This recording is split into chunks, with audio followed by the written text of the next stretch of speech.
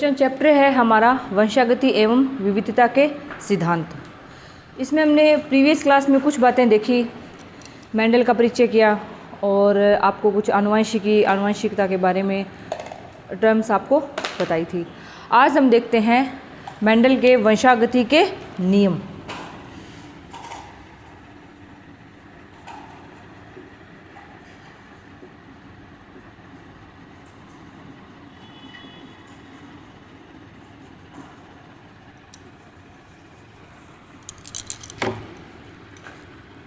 Mendel के वंशागति के नियमों के दौरान हम देखेंगे कुछ टर्म्स, समयुग्मजी, विषमयुग्मजी,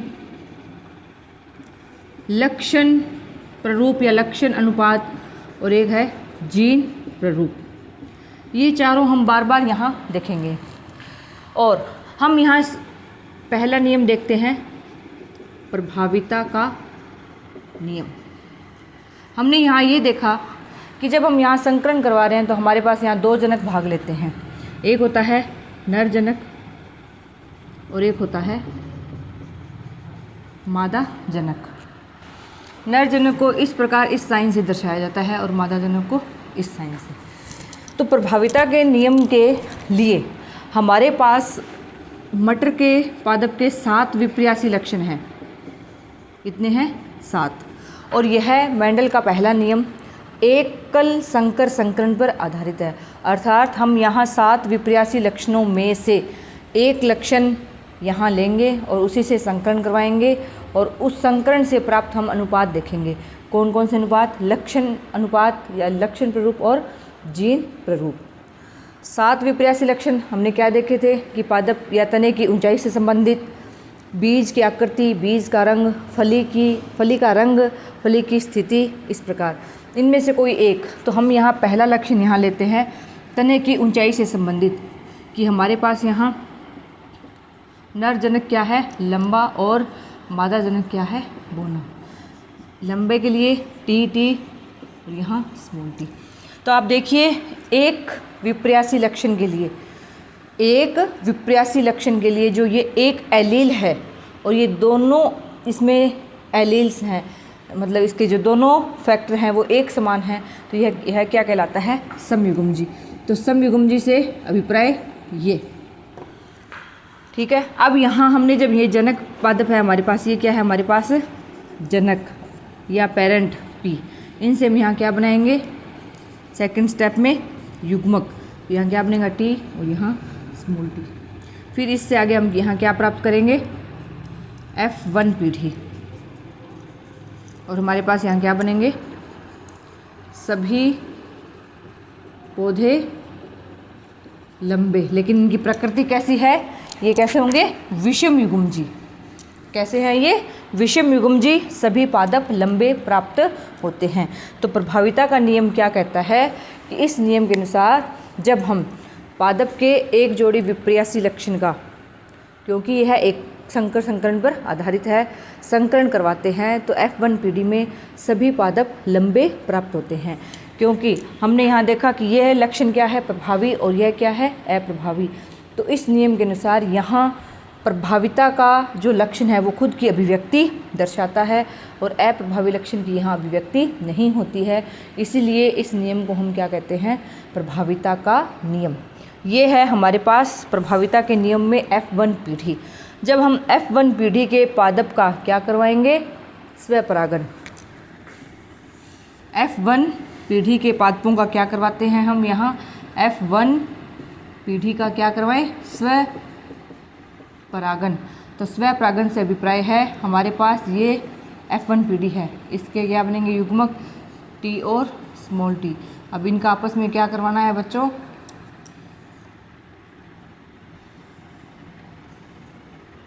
स्वपरागन। स्वपरागन का अर्थात ये इधर मेल जनक और यहाँ फीमेल जनक, आपस में स्वपरागन होगा इनका। तो यहाँ कितने पौधे प्राप्त होंगे? मैं यहाँ 4 पादप प्राप्त होंगे।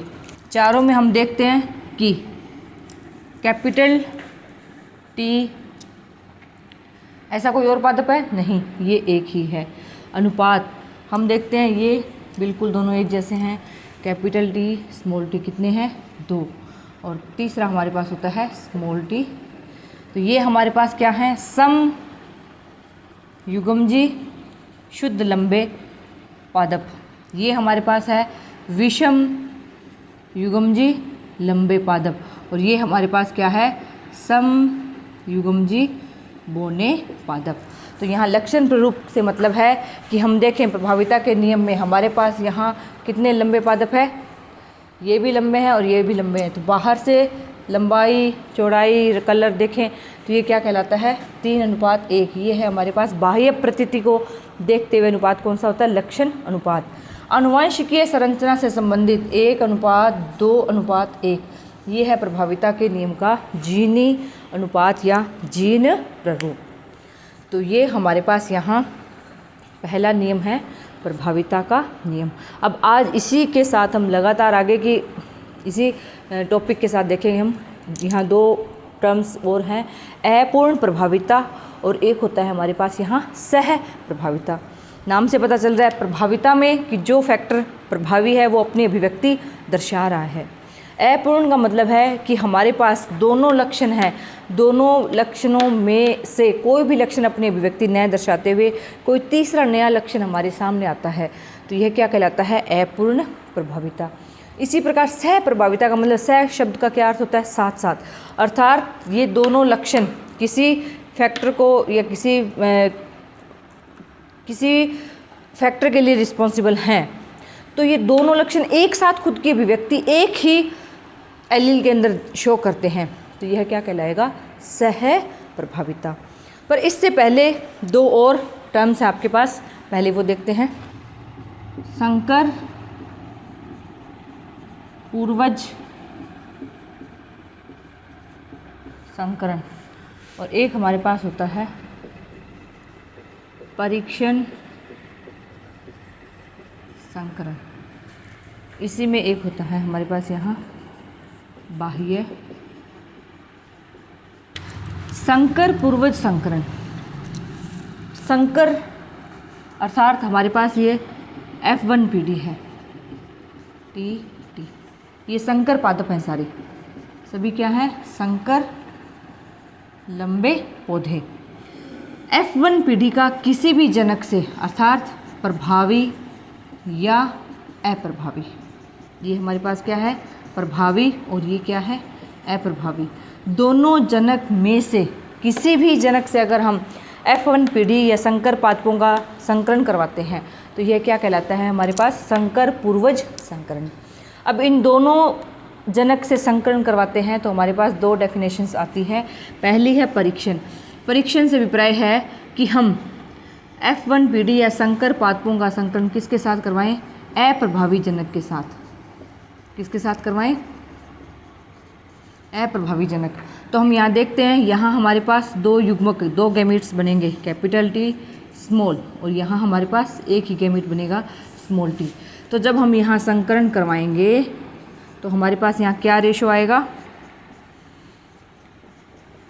देखिए आप, ये है हमारे पास किसका, परीक्षण संकरण, या इसे हम क्या कहेंगे, टेस्ट क्रॉस का रेशो। क्या आएगा हमारे पास यहाँ कि 50%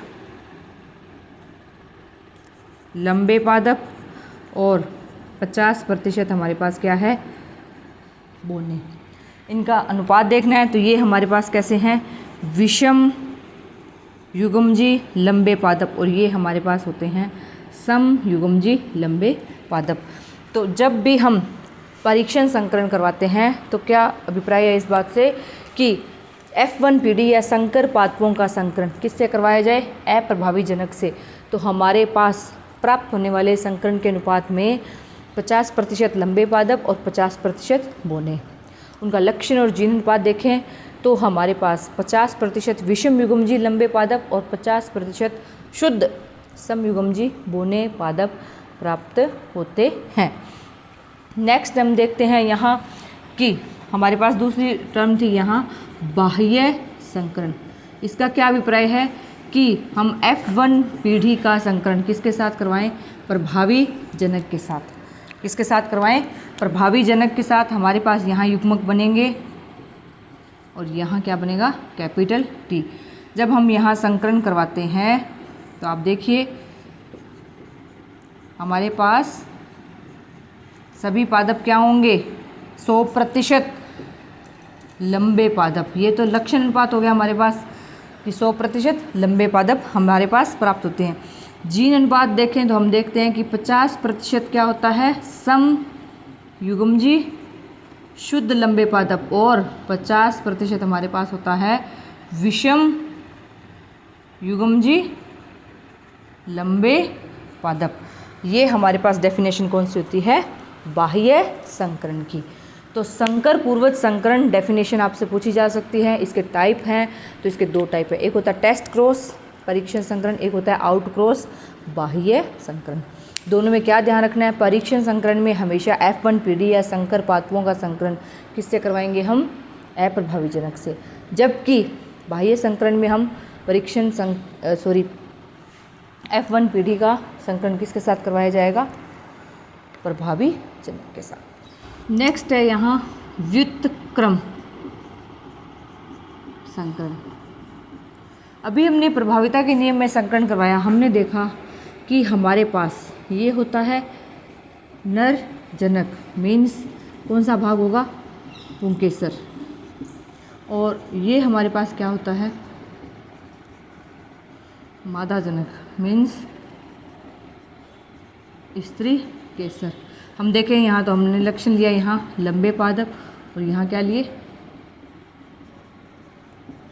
बोनी पादप। ये तो हमने संकरण करवाया, ये प्रोसेस देखी। लेकिन व्युत्क्रम से अभिप्राय है कि हम यहाँ नर जनक को तो हम क्या लें, यहाँ स्त्री केसर भाग, अब ये क्या हो गया, मादा, और ये पादप कैसे हो गए, लंबे। इसका संकरण किसके साथ करवाया जाए, यहाँ नर जनक या पुंकेसर भाग के साथ, यानी बोनी पादप। तो ये क्या हो गए, दोनों एक दूसरे के व्युत्क्रम। तो ये क्या कहलाता है हमारे पास कि दोनों जनक हैं, दोनों को हम अगर चेंज कर दें तो क्या कहलाता है, ये व्युत्क्रम संकरण। अपूर्ण प्रभाविता मीन्स प्रभाविता के नियम से प्रभावी लक्षण की अभिव्यक्ति होनी चाहिए, वो न होकर कोई नया तीसरा लक्षण हमारे सामने आता है। जैसे हम देखते हैं कि हमने लाल पुष्प प्रभावी और सफ़ेद पुष्प अप्रभावी। ये एग्जाम्पल कौन सा है, श्वान पादप। एक और एग्जाम्पल है जिसमें अपूर्ण प्रभाविता पाई जाती है, वो होता है फोरोक्रॉक पादप, यहाँ हम इसे कहते हैं मिराबिलिस जालापा। इनमें पाई जाती है अपूर्ण प्रभाविता। तो ये हमारे पास क्या है बच्चों, जनक पीढ़ी पेरेंट, यहाँ क्या बनेंगे, गैमिट्स युग्मक। ये कौन सी प्रोसेस होगी, संकरण, और हमें यहाँ क्या प्राप्त होगा, F1 पीढ़ी। और F1 पीढ़ी में हमें यहाँ क्या प्राप्त होता है कि ये सभी पुष्प क्या होते हैं, गुलाबी। तो यह हमारा नियम क्या कहलाता है, अपूर्ण प्रभाविता, जिसमें लाल रंग की अभिव्यक्ति नहीं है, ना सफ़ेद है, कोई नया तीसरा लक्षण आता है। तो ये कौन सा नियम या फैक्टर कहलाता है, अपूर्ण प्रभावी, यानी ये पूरी तरह से अपूर्ण रूप से प्रभावित है। अब हम इसका क्या करवाएं, F2 पीढ़ी प्राप्त करनी है हमें। तो ये हमारे पास क्या बनेंगे, गैमिट्स, यानी स्व परागण करवाना है हमें। तो यहाँ ये हमारे पास मेल और ये फीमेल जनक, इनका जब आपस में हम क्या कराएंगे, यहाँ स्व परागण, तो हमारे पास यहाँ क्या प्राप्त होंगे, देखिए बच्चों क्या अनुपात आएगा, सभी कैसे पुष्प होंगे, ये लाल, ये कैसे होंगे, गुलाबी, और ये कैसे होंगे, सफ़ेद। तो ये हमारे पास अनुपात आता है अपूर्ण प्रभाविता के नियम का F1 पीढ़ी का अनुपात, और ये है हमारे पास F2 पीढ़ी। देखते हैं यहाँ सह प्रभाविता। सह प्रभाविता का नियम है, इसका सबसे अच्छा एग्जाम्पल है मनुष्य का ब्लड ग्रुप या रुधिर वर्ग। हम देखते हैं मनुष्य में हमने रुधिर वर्ग के बारे में स्टडी की। ABO समूहीकरण कहा जाता है, अर्थात इसमें रुधिर वर्ग होता है हमारे पास A, B, AB और O। ये चारों रुधिर वर्ग हैं। इनके लिए जीन प्रारूप देखा जाए तो फैक्टर होता है I या एलील होता है I, जिसमें हम लेते हैं IA और IB और स्मॉल I। IA और IB है, ये अपने अपने टाइप यानी दो प्रकार की शर्करा का उत्पादन करते हैं और ये दोनों ही क्या होते हैं, प्रभावी एलील हैं। किस पर? स्मॉल I पर। स्मॉल I है, ये किसी भी प्रकार की शर्करा का उत्पादन नहीं करता है, अर्थात जब A ब्लड ग्रुप है तो इसके जीन प्रारूप अगर IA हम लेते हैं, इसका क्या मीन है कि I है ये अप्रभावी एलील है, इस पर IA प्रभावी है और IA अपने प्रकार की यानी इससे जो उत्पन्न होने वाली शर्करा है उसका उत्पादन करता है। यदि हम B की बात करें तो यहाँ IB है, ये शर्करा का उत्पादन B से संबंधित शर्करा का उत्पादन करती है और AB में देखें तो यहाँ ये दोनों ही अपने अपने जो बनाने वाली शर्कराएं हैं उन्हीं का उत्पादन करते हैं। और जब यहाँ I आ जाता है तो इसका अभिप्राय है कि यहाँ किसी भी प्रकार की शर्करा का उत्पादन नहीं होता है। तो ये जब दोनों एक साथ एलील अपनी अभिव्यक्ति दर्शाते हैं तो इससे क्या अभिप्राय है, यह कौन सा नियम कहलाता है, सह प्रभाविता। और यह बहु एलील्स यानी मल्टीपल एलील्स का भी एक एग्जाम्पल है। तो ये हमारे पास क्या कहलाती है, सह प्रभाविता। ये एक तरह से क्या हुए कि मेंडल का जो प्रभाविता का नियम है उसी के क्या है, ये एक्सेप्शनल केस दिखाई दे रहे हैं, अपूर्ण प्रभाविता और सह प्रभाविता। इन दोनों के बारे में इसी तरह से डेफिनेशन और एग्जाम्पल इनके बारे में आपसे पूछे जाते हैं। सेकंड हमारा आनुवंशिकता का नियम है युग्मकों की शुद्धता का नियम। अब शुद्धता का नियम या विसंयोजन का नियम कहते हैं। इस बात से क्या अभिप्राय है कि हमने यहाँ प्रभावी और अप्रभावी एलील्स की बात की, दोनों जनक हम भाग लेते हैं कि प्रभावी भी और अप्रभावी भी। तो ये दोनों जनक हैं, एक साथ युग्मक या युग्मनज में रहते हुए भी एक साथ मिश्रित नहीं होते, स्वतंत्र रूप से व्यवहार करते हैं। ये अपनी अभिव्यक्ति अगर F1 पीढ़ी में शो नहीं करते हैं तो ये F2 पीढ़ी में अपनी अभिव्यक्ति 100% शो करते हैं। इसे हम क्या कहते हैं, युग्मकों की शुद्धता का नियम या विसंयोजन का नियम। कैसे समझेंगे, वही हमने प्रभाविता के नियम में जो लंबे और बौने पादप से पहले क्या प्राप्त की थी, F1 पीढ़ी। क्या प्राप्त की थी, F1 पीढ़ी। यहाँ किसकी बात कर रहे हैं हम, सेकंड नियम है विसंयोजन का नियम। तो ये F1 पीढ़ी थी हमारे पास। इस F1 पीढ़ी का हमने क्या करवाया, यहाँ स्वपरागन क्या करवाया। तो आप देखिए जो लक्षण F1 में प्रकट नहीं हुआ था बौने पादप, वह लक्षण F2 पीढ़ी में अपनी अभिव्यक्ति दर्शा रहा है। तो इसका मतलब है कि ये दोनों युग्मक जब एक दूसरे से यहाँ अलग होते हैं तो ये अलग अलग गैमीट में जाते हैं और अपनी स्वतंत्र रूप से अभिव्यक्ति भी दर्शाते हैं। तो इसमें हमारे पास अनुपात क्या आया था, जीन अनुपात आया था 1:2:1 और लक्षण होता है 3:1। यही नियम क्या कहलाता है, विसंयोजन का नियम या युग्मकों की शुद्धता का नियम। तो हमारे पास यहाँ मेंडल के आनुवंशिकता के संबंधित दो नियम यहाँ कंप्लीट होते हैं, प्रभाविता का और विसंयोजन का नियम। साथ ही ये कुछ टर्म्स या एक्सेप्शनल केस हैं, अप्रभाविता और सहप्रभाविता। तो यहाँ तक आप आज कंप्लीट कीजिए। Thank you.